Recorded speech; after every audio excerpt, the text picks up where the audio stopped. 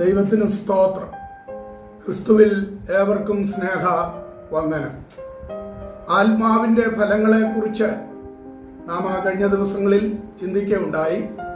സ്നേഹം, സന്തോഷം, സമാധാനം തുടങ്ങിയ കാര്യങ്ങളെക്കുറിച്ച് ഗലാത്യ ലേഖനം 5:22 പറയുന്ന ആ 9 ഫലങ്ങളിൽ അടുത്തത് 4-ാമത്തതാണ് ദീർഘക്ഷമ എന്നത്.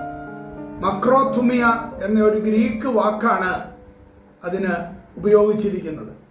ഇത് ദൈവത്തിന് മനുഷ്യരോടുള്ള മനോഭാവമായിട്ടാണ് കാണുവാനായിട്ട് കഴിയുന്നത്. യഥാർത്ഥ ദീർഘക്ഷമ നാം പാപികളായിരുന്നപ്പോൾ നമുക്ക് വേണ്ടി കാണിച്ച ആ ദീർഘക്ഷമയാണ്. കാൽവറിയിൽ വെളിപ്പെട്ട ആ ദീർഘക്ഷമ. കോപിക്കാതെയും പ്രതികാരം കൂടാതെയും തെറ്റുകളെ ക്ഷമയോടെ സഹിക്കുക എന്ന അർത്ഥമാണ് പുതിയ നിയമത്തില് ഈ വാക്കിന് കാണുവാനായിട്ട് കഴിയുന്നത്.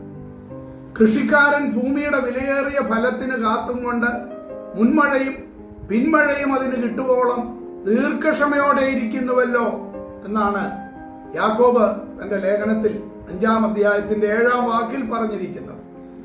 ദീർഘക്ഷമ എന്നത് ഒരിക്കലും ഒരു ബലഹീനതയല്ല. ചിലർ ചിന്തിക്കാറുണ്ട്, ഒരു ബലഹീനനാണ്, അവന് പ്രതികരിക്കാൻ പറ്റാത്തത് കൊണ്ട് അവനങ്ങ് ക്ഷമിക്കുകയാണ്. അല്ല, എന്നാൽ ബലഹീനനാണ് പലപ്പോഴും എടുത്തിയാടുന്നതും മറ്റുമൊക്കെ. നമുക്കറിയാം, അങ്ങനെയുള്ള ഒരു വ്യക്തിയെ ഒന്ന് പരിഹസിച്ചാൽ മതി, ചിലപ്പോൾ അസഭ്യങ്ങൾ വിളിച്ചു പറയുകയോ എടുത്തിയാടുകയോ ഒക്കെ ചെയ്യും. എന്നാൽ നല്ല പക്വതയുള്ള പരിജ്ഞാനമുള്ള ഒരു മനുഷ്യനോട് ആരെങ്കിലും എന്തെങ്കിലും കളിയാക്കുകയോ പറയുകയോ ചെയ്താൽ ആ മനുഷ്യൻ അങ്ങനെ പ്രതികരിക്കത്തില്ല എന്നത് നമുക്ക് ലോകത്തിലും കാണുവാൻ കഴിയുന്നത്.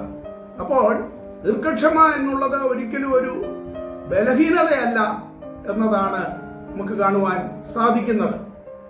നമുക്കറിയാം, ഒരല്പം ക്ഷമിക്കുവാൻ മനുഷ്യൻ തയ്യാറായിരുന്നുവെങ്കിൽ ഇന്ന് ലോകത്തിൽ നടക്കുന്ന പ്രശ്നങ്ങൾക്കെല്ലാം എപ്പോഴേ പരിഹാരം കിട്ടുമായിരുന്നു.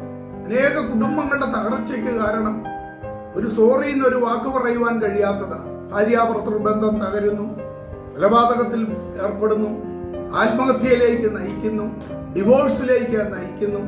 അനേക കേസുകൾ കുടുംബ കോടതികളിൽ കെട്ടിക്കിടക്കുന്നത് നമുക്ക് കാണുവാനായിട്ട് കഴിയും.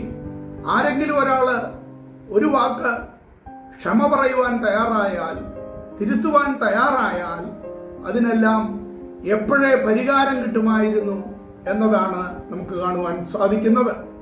അതേപോലെ തന്നെ കഴിഞ്ഞ ദിവസങ്ങളിലൊക്കെ നമ്മൾ ചിന്തിക്കുന്നത് പോലെ ഇപ്പോൾ യുദ്ധങ്ങൾ കൊണ്ട് ലോകരാജ്യങ്ങൾ വല്ലാതെ വീർപ്പുമുട്ടുകയാണ്.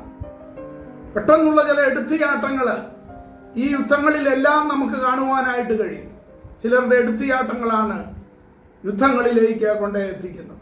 അത് ലോകം മുഴുവനും ബാധിക്കുന്നു. എത്രയോ 10,000 ലക്ഷക്കണക്കിന് ആളുകളാണ് ഈ യുദ്ധത്തിൽ മരണപ്പെട്ടുകൊണ്ടിരിക്കുന്നത് എന്നതും നമുക്ക് കാണുവാനായിട്ട് കഴിയുകയാണ്. അപ്പോൾ ഇവിടെയെല്ലാം ഒരു അല്പം ക്ഷമിക്കുവാൻ മനുഷ്യൻ തയ്യാറായാൽ പ്രശ്നങ്ങൾക്കെല്ലാം പരിഹാരം എന്നേ ലഭിക്കുമായിരുന്നു. അപ്പോൾ യഥാർത്ഥമായിട്ട് ക്ഷമിക്കുവാൻ കഴിയണമെങ്കിൽ ക്രിസ്തുവിന്റെ സ്നേഹം ഉള്ള ഒരു വ്യക്തിക്ക് മാത്രമേ അത് സാധിക്കത്തുള്ളൂ. നാം പാപികളായിരുന്നപ്പോൾ, ദോഷികളായപ്പോൾ, തിന്മ മാത്രം പ്രവർത്തിച്ചു കൂട്ടിയപ്പോഴും നമുക്ക് വേണ്ടി കാൽവറി ക്രൂശിൽ യാഗമായി തീർന്ന ആ ക്രിസ്തുവിന്റെ ക്ഷമ, ആ മനസ്സലിവ്, അതിന്റെ ഒരംശമെങ്കിലും മനുഷ്യന്റെ ഹൃദയത്തിലേക്ക് വേണ്ടതുപോലെ കടന്നിരുന്നുവെങ്കിൽ നിശ്ചയമായിട്ടും ഈ ലോകത്തിൽ തന്നെ നമുക്ക് സ്വർഗതുല്യമായ ഒരു ജീവിതം കാഴ്ചവെക്കുവാനായിട്ട് സാധിക്കുമായിരുന്നു, അല്ലെങ്കിൽ സാധിക്കണം. അതാണ് ക്രിസ്തു നമ്മളെ കുറിച്ച് ഉദ്ദേശിച്ചതും പഠിപ്പിച്ചതും എന്ന് നാം മറന്നുപോകാതെ ക്രിസ്തുവിന്റെ സ്നേഹം ഉൾക്കൊണ്ടുകൊണ്ട് ക്ഷമിക്കേണ്ടിടത്ത് ക്ഷമിച്ച്, വഹിക്കേണ്ടത് വഹിച്ച് മുൻപോട്ട് പോകുവാൻ നമ്മെ തന്നെ നമുക്ക് ഏൽപ്പിക്കാം. അതിനുള്ള കൃപയ്ക്കായി നമുക്ക് പ്രാർത്ഥിക്കാം. ദൈവകരുണയിൻ ഘനമാഹാത്മ്യം നാവാൽ വർണ്ണ്യമോ, ദൈവകരുണയിൻ ഘനമാഹാത്മ്യം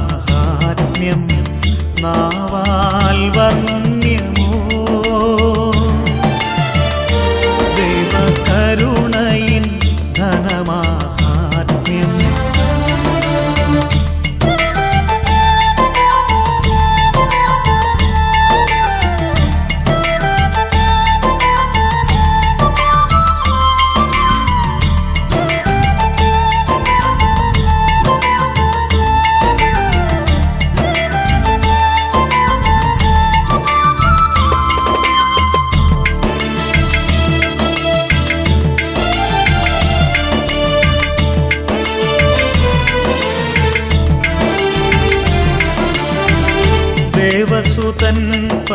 പശുശാലയിൽ നരനായി അവതരിച്ചത് വെറും കഥയോ?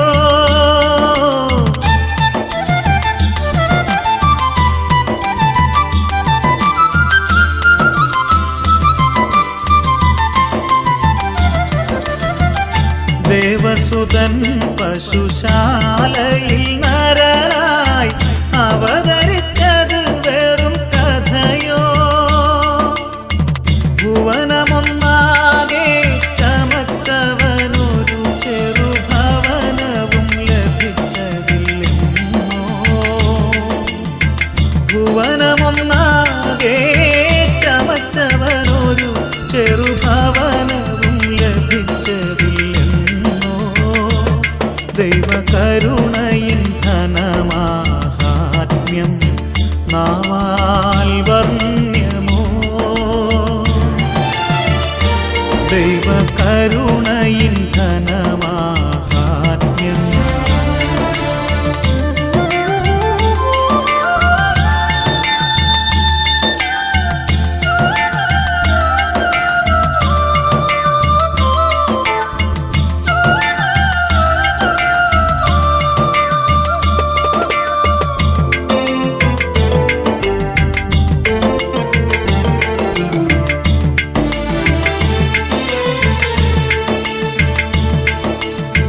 പരമസമ്പന്ന